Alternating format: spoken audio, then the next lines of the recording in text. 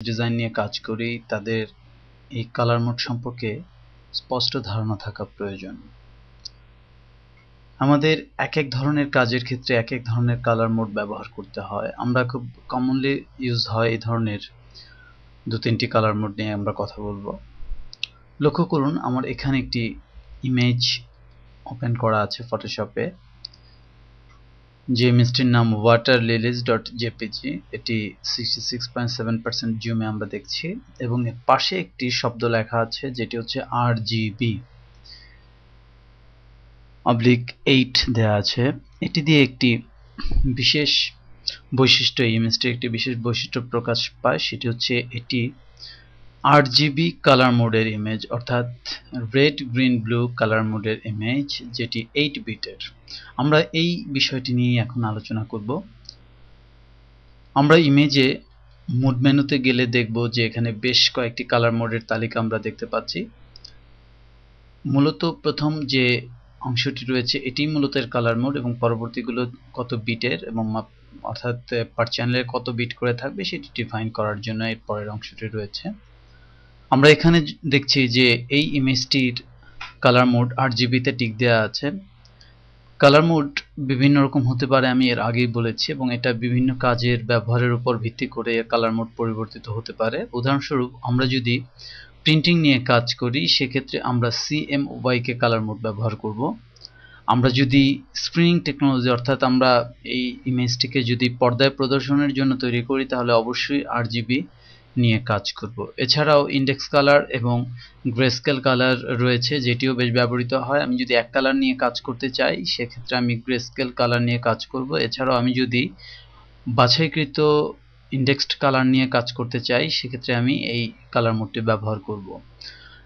আমরা চাইলে ফটোশপে এক মোড থেকে কালার মোড অন্য মোডে নিয়ে যেতে পারি, অর্থাৎ ধরুন এই ইমেজটি RGB মোডে আছে, RGB যার ফুল মিনিংস হচ্ছে রেড গ্রিন ব্লু, অর্থাৎ এই ইমেজটি রেড গ্রিন ব্লু এই তিনটি কালারের সমন্বয়ে এই ইমেজটি প্রদর্শিত হচ্ছে এবং এটি 8 বিটের, অর্থাৎ পার চ্যানেলে 8 বিট করে রয়েছে। RGB মোডে এই 8 বিটের একটি image maximum 16.7 million colour produce করতে পারে। ফলে একটি রিয়েল লাইফ ইমেজ প্রদর্শন করার ক্ষেত্রে যত কালার প্রয়োজন এই সংখ্যার মধ্যে তা অবশ্যই চলে আসে আশা করি। তো যাই হোক, এবার আমরা দেখব কিভাবে আমরা কালার মোড কনভার্ট করতে পারি আমাদের ফটোশপ থেকে। এই জন্য ইমেজের মোড মেনুতে গিয়ে আমরা আমাদের যে প্রত্যাশিত কালার মোড সেটি আমরা নির্বাচন করব। আমরা চাচ্ছি একে প্রিন্টিং এর উপযোগী করতে।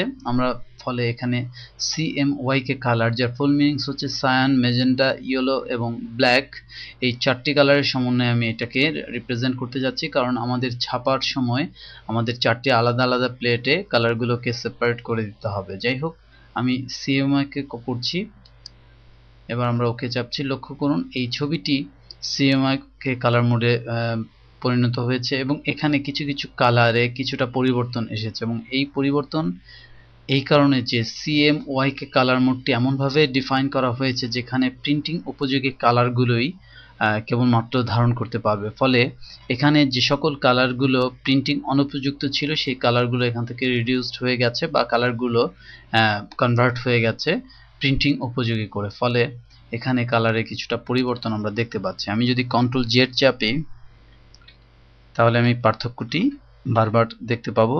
এটি RGB মোডে রয়েছে, আমরা এখানে যে গ্রিনের প্রভাবটি একটু বেশি দেখছি এবং Ctrl+Z চাপার ফলে এটি পুনরায় CMYK মোডে চলে গিয়েছে এবং এখানে আমরা কালারের যে পরিবর্তনগুলো দেখতে পাচ্ছি। আমরা যদি এই ইমেজটিকে সিঙ্গেল কালার মোডে অর্থাৎ গ্রে স্কেলে নিয়ে যেতে চাই সেক্ষেত্রে আমরা ইমেজের কালার মোডে গ্রে স্কেল নির্বাচন করে ওকে চাপবো। লক্ষ্য করুন ছবিটি এক কালারে হয়ে গেছে, অর্থাৎ আমরা যদি কখনো এক কালারে কোনো কিছু ছাপাতে চাই বা কোনো কাজ করতে চাই সিঙ্গেল কালারে ইমেজকে প্রেজেন্ট করার ক্ষেত্রে, সেক্ষেত্রে আমরা এভাবে ইমেজের কালার মোডগুলো আমরা পরিবর্তন করে নিতে পারি।